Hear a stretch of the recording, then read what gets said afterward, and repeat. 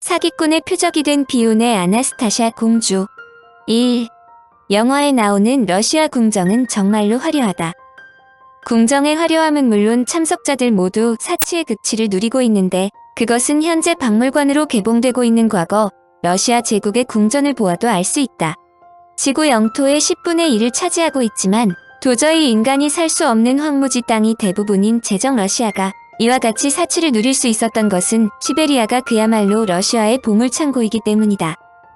17세기 말에 러시아의 계몽군주 피터 대왕이 시베리아에서 은광산을 발견했고 반세기 후에 시베리아 북서쪽 끝에 위치한 베르요조프에서 금광맥을 발견했다.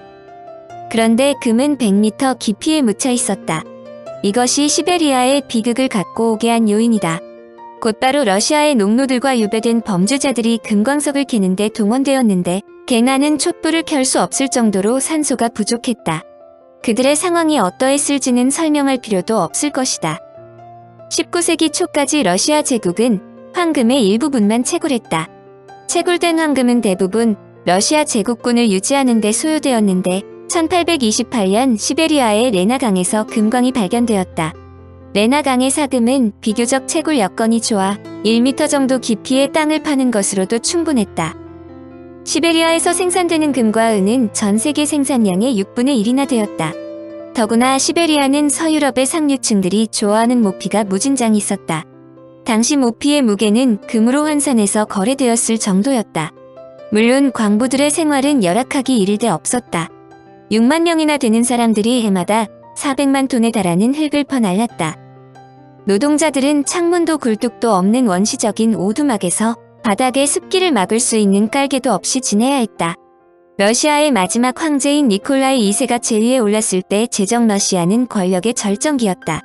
러시아 제국이 세계에서 가장 많은 금을 소유하고 있었는데 이들 돈은 모두 러시아 황제의 것이다. 그런데 러시아의 마지막 황제 니콜라이 2세는 1918년 러시아 혁명의 여파로 가족과 함께 모두 처형되었다. 그렇다면 그가 갖고 있던 엄청난 자금들은 어디에 있을까? 역사에 조금이라도 관심이 있다면 이 질문에 궁금하지 않는 사람이 없을 것이다. 상속법에 의해 러시아 황제 가족이 모두 사망했다면 그 엄청난 자산은 친근 가족이 받기 마련이다. 그런데 당대의 황제의 친근 상당수가 살고 있었다. 그들은 러시아의 정세가 심상치 않으므로 상당수가 러시아를 탈출했기 때문이다. 그런데 니콜라이 2세의 가족 중 한 명의 공주와 알렉세이는 처형당하지 않고 무사히 탈출했다는 소문이 나돌았다. 그러더니 얼마 후 자신이 학살의 현장에서 극적으로 살아난 아나스타샤 공주라는 여자가 나타났다. 이것이야말로 당대 최고의 파괴력을 갖고 있는 내용으로 한마디로 러시아 황제의 엄청난 유산은 그녀가 진짜 아나스타샤라면 그녀 것이라는 뜻이다. 황제의 유산을 기대하던 모든 친척들에겐 악몽이지 않을 수 없다. 이런 일련의 이야기가 미국 할리우드의 주목을 받았다. 1956년 아카데미 여우주연상은 스웨덴 출신 여배우 잉그리드 버그만에게 돌아갔다. 그녀가 출연한 영화 아나스타샤는 작품상을 수상하지는 못했지만 외국인 여배우로는 이례적으로 두 번째의 아카데미 여우주연상을 수상하여 많은 관심을 끌었다. 영화의 줄거리는 다음과 같다. 몰락한 러시아 황실의 궁정장교로 백군 출신인 분이는 기억상실증에 걸려 자살하려던 여자가 러시아의 마지막 황제 니콜라이 2세의 막내딸 아나스타샤와 비슷한 것을 발견하고 그 여자를 진짜 아나스타샤로 둔갑시키려고 한다. 그녀가 아나스타샤로 인정받으면 러시아가 해외에 갖고 있는 수많은 재산을 독차지할 수 있기 때문이다. 영화는 기억상실증의 여자가 점점 기억을 찾아가면서 진짜 아나스타샤일지도 모른다는 뉘앙스를 주면서 군인과 그녀가 서로 사랑하게 된다. 두 사람은 덴마크로 가서 아나스타샤의 할머니 마리아 표도로브나 황태우를 만나 우여곡절 끝에 진짜 아나스타샤라고 인정받는다. 황태우는 옛 러시아 제국의 황족들과 귀족들을 모아 성대한 무도회를 열어 아나스타샤를 러시아의 황녀로 공표하며 동시에 아나스타샤와 자기 조카와의 약혼 발표까지 하기로 한다. 그러나 황태우는 아나스타샤와 부인이 서로 사랑한다는 걸 눈치채고 평범한 사람으로서 행복을 찾을 수 있도록 부인과 도망치게 도와준다. 영화 자체로만 보면 잉그리드 버그만이 연기했던 여자가 진짜 아나스타샤인지 아닌지를 의문으로 남겨놓는다. 이 영화는 자신이 러시아 혁명 와중에서 살아남은 아나스타샤 공주라며 유럽의 사교계에 나타나 세계를 흔들었던 한 여자의 이야기를 토대로 시나리오를 작성한 것이다. 그 여자는 진짜 아나스타샤와 여러 면에서 유사했으며 특히 러시아 황실의 일상생활에 대해 정통하여 진짜 아나스타샤일지도 모른다는 정황을 담았다. 여하튼 영화 아나스타샤는 당시의 화려한 궁정의식과 의상 등을 정확하게 고증하여 호평을 받았으며 잉그리드 버그만은 유럽의 왕실 가족을 대표할 수 있는 가장 적격의 배우라고 알려지는 계기가 되었다. 잉그리드 버그만의 매력이 더욱더 아나스타샤 공주의 전설을 알리게 되는데 주제는 당시 자신이 아나스타샤라고 죽을 때까지 주장한 여자가 정말 아나스타샤 공주인가 하는 점이다.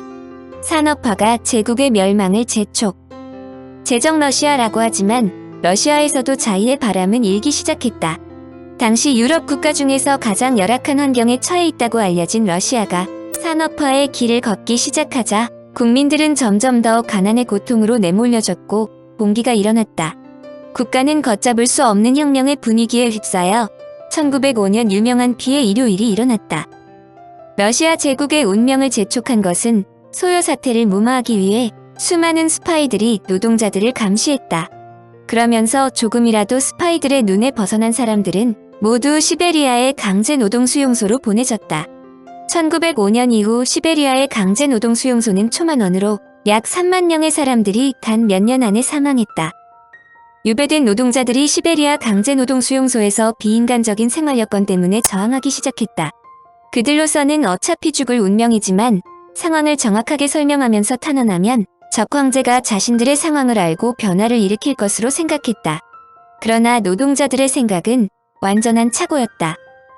노동자들이 평화로운 데모행진을 벌일 때 군인들이 발포했고 이 학살 사태는 러시아 봉기의 도화선이 되었다.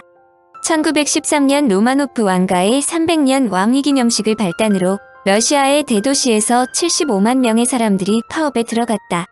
곧바로 파업은 폭력적인 사건으로 꼬리를 물었고 1914년에는 사태가 더욱 악화되었다.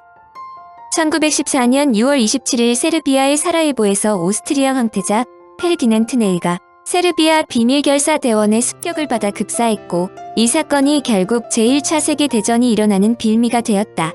1914년 7월 29일 러시아는 총동원령을 내리고 제1차 세계대전에 참전한다.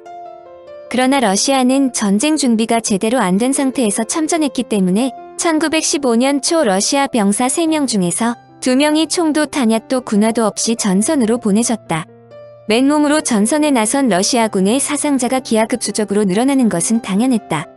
여러 번의 우여곡절을 겪은 후 니콜라이 2세는 자신이 직접 러시아 총사령관이 되어 전쟁을 직접 지휘하겠다고 나섰다. 이것이 로마노프 왕조의 운명을 결정적으로 몰락시키는 계기였다. 당시 대다수의 러시아인들에게 황제는 신비주의적 인물이었고 신과 같았다. 아무리 멀리 떨어져 있다 해도 모든 것을 볼 수 있었고 교회의 판결보다 더 권위가 높았다. 러시아는 2240만 제곱킬로미터가 넘는 지역에 1억 3천만 명의 인구가 있었는데 황제는 이들을 일일이 이끌어줄 수 있는 신과 같았고 황제는 오직 신에 의해서만 임명될 수 있다고 알려졌다.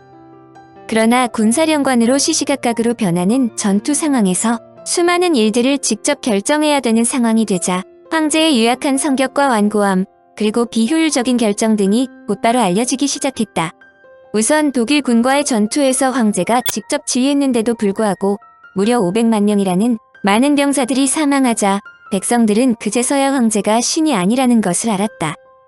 그러나 니콜라이 2세에 대한 비난은 러시아군이 허망하게 패배하고 많은 사상자가 생겼기 때문이 아니었다.